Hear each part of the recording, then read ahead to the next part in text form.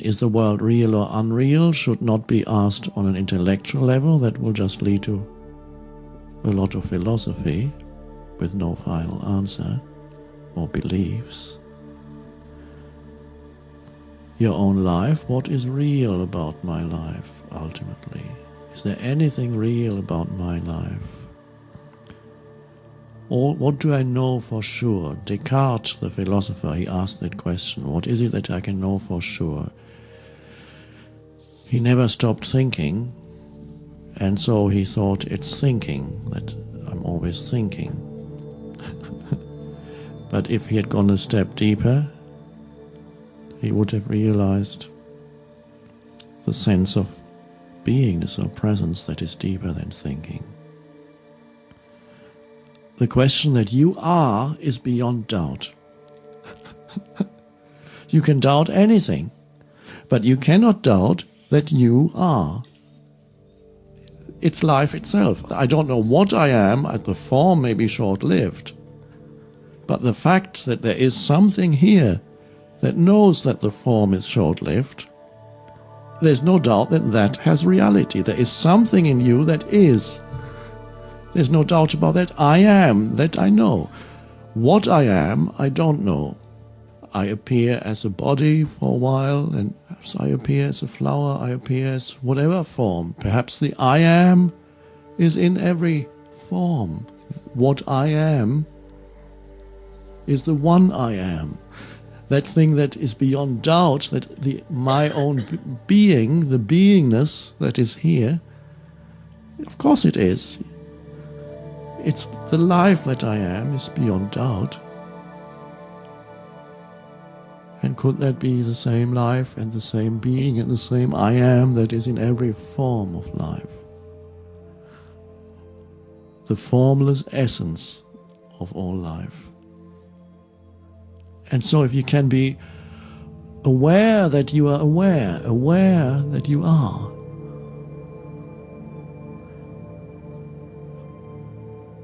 then that's enough. Aware of being, of presence. Presence being self-aware through you. You are it. And then what you are is the temporary roles that you, disguises that you go into. I'm a successful businessman for a while, until you hit the ground, or the stock market collapses. Then the psychological entity hits bottom before the physical entity hits the bottom. I'm a failed writer, whatever, another concept in the head.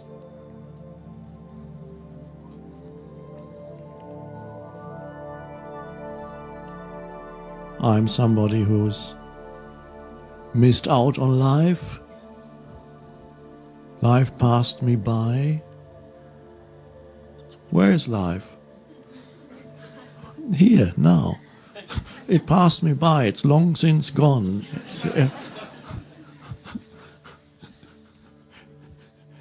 Didn't give me what I needed.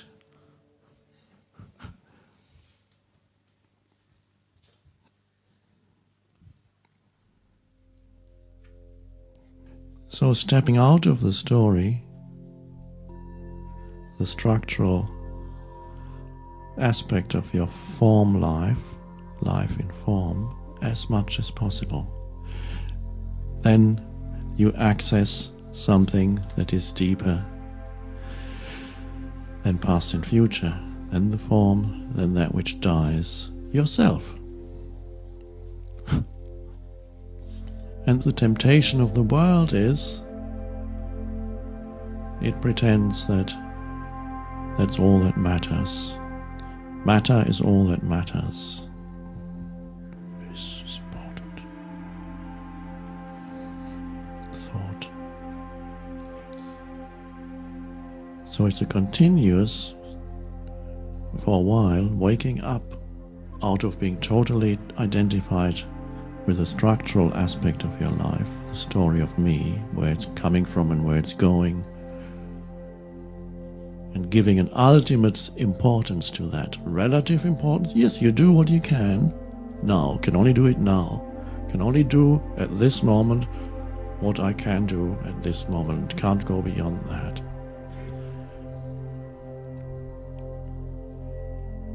Past and future lose their heaviness. And the new comes in, something that is fresh and new is always present.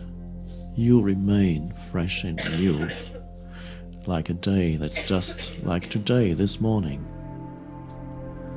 No past. Absolute presence. And if you carry past into that perception, it becomes obscured. It even disappears. And the morning is no longer fresh, and you are no longer fresh and alive. And the longer you live identified with form and with your story, the more burdensome it gets, and the world feels stale and old and weary. Expressed in a character, I believe, in Shakespeare, maybe it's Hamlet who is considering killing himself. How weary, stale, and unprofitable seem to me all the uses of this world. Weary, stale, like bread that has become stale. Weary, stale, and unprofitable, meaning pointless, useless. That's how it becomes. You don't want to end up there.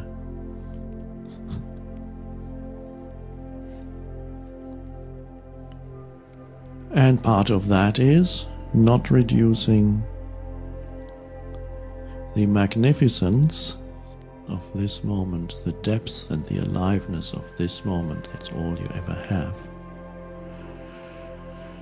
to a means to an end, which is the story. Make it just into a stepping stone so that I can reach the next chapter, the next paragraph in the cheap fiction of my story, of me. Absurd.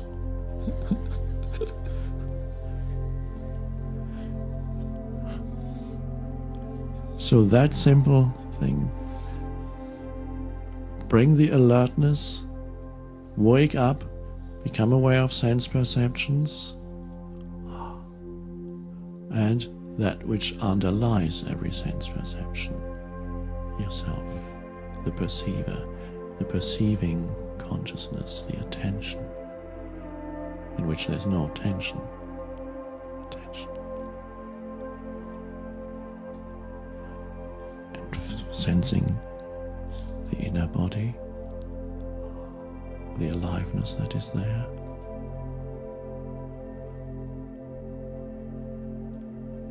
And becoming alert to this moment.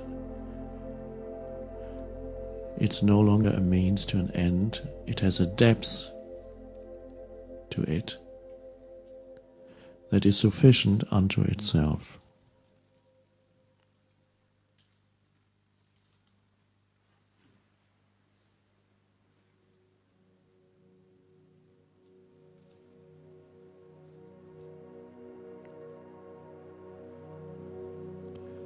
And you to know that, you don't need to sit still. You may be sitting still, but it's not necessary to sit still. You can be involved in movement and be fully present in the movement of your life. Fast movement, slow movement. Be fully present in the movement. Enjoy the energy movement of this and be there also as the witness of it, and yet you are doing what you have to do. No, you're not in a hurry. This is why you can do something fast if you have to. You may be doing less things if you're no longer living in the mad hyperactivity of the human mind. Perhaps there are fewer things that you need to do really fast, but occasionally it is called for. You may have to move fast, and you're totally present in the movement, enjoying that without needing to arrive at the next moment. This moment is good enough. I'm running to catch the train. It's good. It feels good. And then you miss it. Oh.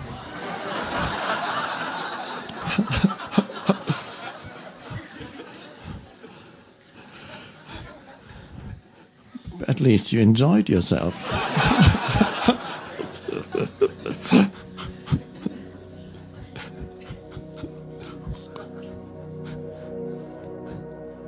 That's why I have in Zen this another famous saying, hurry slowly. Hurry is maybe fast on the external. Slow means the stillness remains inside, even though you're fast on the external. So if you have to, you can be very fast. You look at martial arts, they can be, if they have to be fast, they're very fast. Without losing the rootedness in being. So it doesn't pull you out of being. And then when you sit quietly in your room, the dynamic aspect of being remains. The stillness is also dynamic in you, which means you don't go to sleep. When you sit quietly in your room, the stillness remains vibrantly alive. So in the stillness there is a vibrancy, and in the external activity there's also a stillness. So you have the two polarities.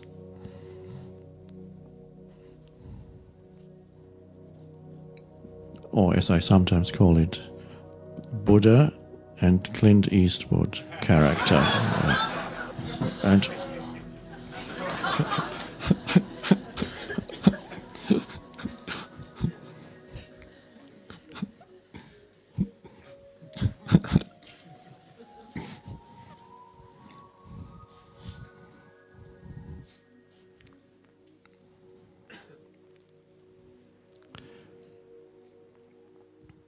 the present moment, just all that would be enough. Not remembering it's not a means to an end. Give it fullest attention and enjoy it. Enjoy the doing.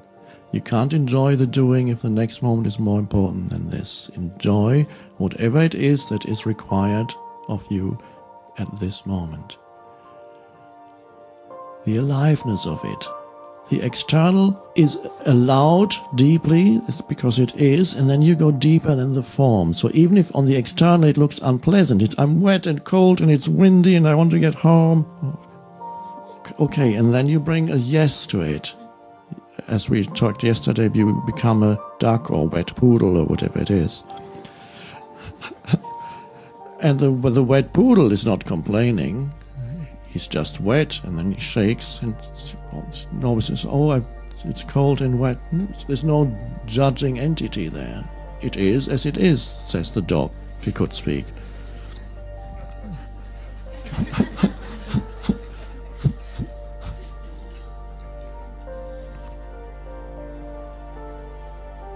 Be present in every movement. You can live like that. And just to try a slow movement and be present is a beautiful thing to do, just because it's not a means to an end. When this arm is here, it's not trying to get there. It's just here, and it's just here, and just here, and just here, and just here, and just here, here. Not I'm trying to get there. Here, beautiful. So you can do that either by practicing Tai Chi or Kim's movement practice called Kim Fu Chi.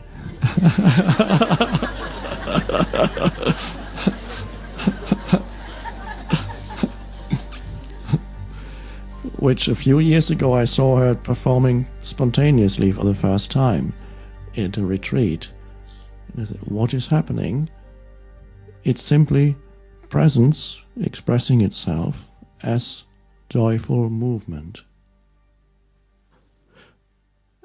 and there was a slow kind of dance, and I saw her doing it, and I said, where does that come from? It came out of presence, the joyful expression of presence. And in that moment I thought, maybe what I'm witnessing is the early origin of Tai Chi. Perhaps that's how it started, with someone allowing him or herself to express spontaneously the state of presence in movement. Some people believe that Tai Chi originated when people observed the movement of animals and tried to imitate that. But I believe it was a spontaneous expression of presence. Although, of course, if you watch animals, you see a certain similarity between that being present in every movement and, for example, the movements of a cat walking. Amazing to watch that. That is Tai Chi too.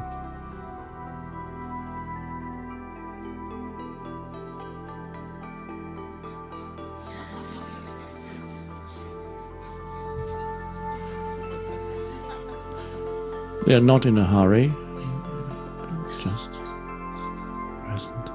They just watch, and when they watch, they just watch. They're not thinking about what's going on there. They know what's going on without having to conceptualize it, and then movement continues. And suddenly there's an energy built up, and they jump. You could never think that a thing could jump that high. It's almost magic. And then they're still again. You could spend hours watching.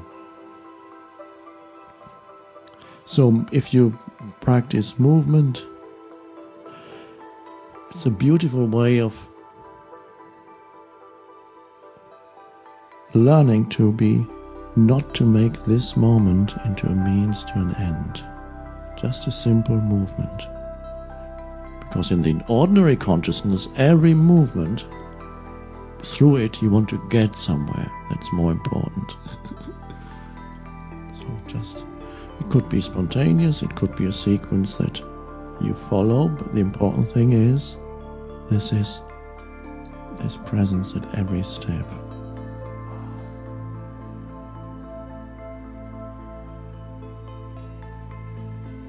And if you are disabled and can't move very well, it would be enough to move your hands. Dance with your hands.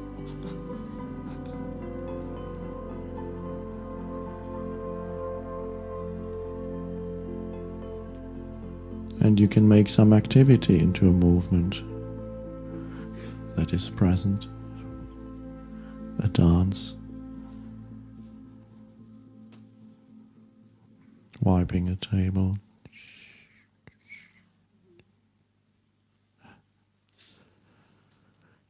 Cleaning your shoes, doing this or that, putting on a shirt.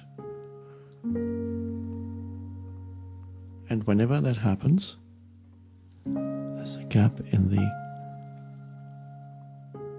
continuity between past and future in your life. There is a gap in your life, in the story of me, of presence, a gap of presence. And the more gaps of presence you have, the more alive you are. Does the story suffer? Can you no longer continue writing that fiction of me? No, you can. But it'll become literature. Your life from pure cheap fiction, soap opera. That's of course why people love watching on TV the so-called soap operas, because it's a reflection of their own life. Oh, that's good, they all live like that.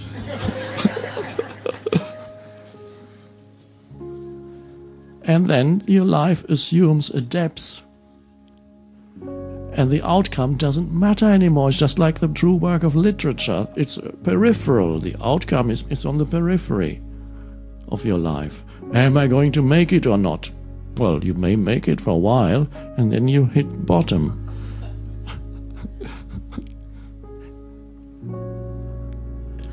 So when you're sitting on the bus traveling towards the next thing in the story of me,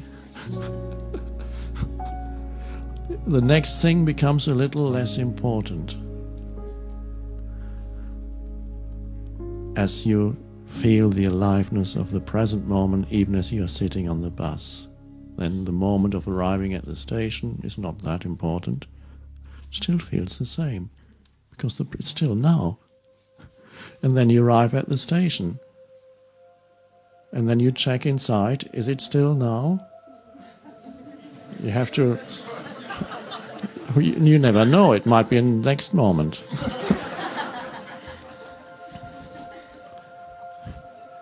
Is this still the same now? Yeah, it is. The form has changed, but it's the same now. And then wherever you go, you have to check occasionally. Is it still now? Yeah, it is. Because the mind may try to convince you that it's not now.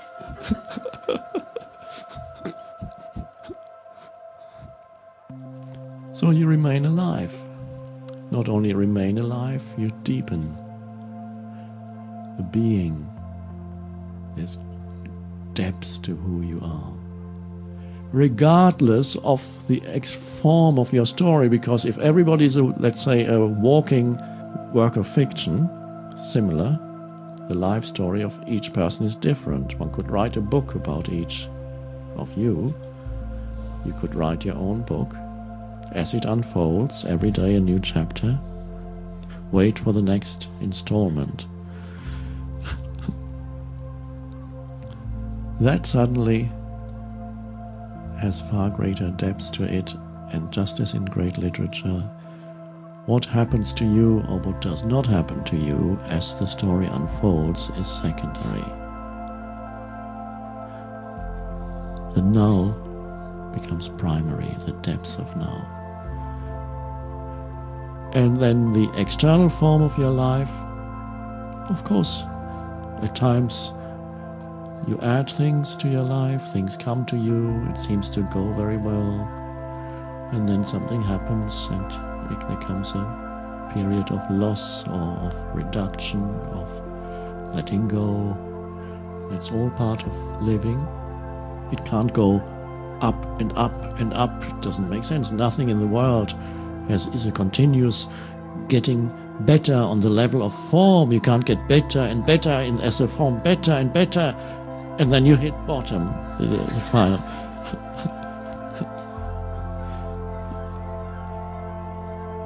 Present, yes, that's better. To be present now. There's the qualitative. The improvement of your life is to do with the quality of the moment, not quantitative, how much success you have or how it unfolds or what the drama is of your life or the problematic things that haven't resolved themselves yet and you don't know in the next few weeks or months of your life. These problematic things, your divorce proceedings, whatever people get involved in as part of the soap opera, how is it all going to end? Am I going to survive? Yes, you will survive, probably, the divorce proceedings, or your bankruptcy proceedings, or the acquisition of a new mansion somewhere. It's all form, ultimately not fulfilling and ultimately not even threatening. There's always the aliveness of this. Death is guaranteed.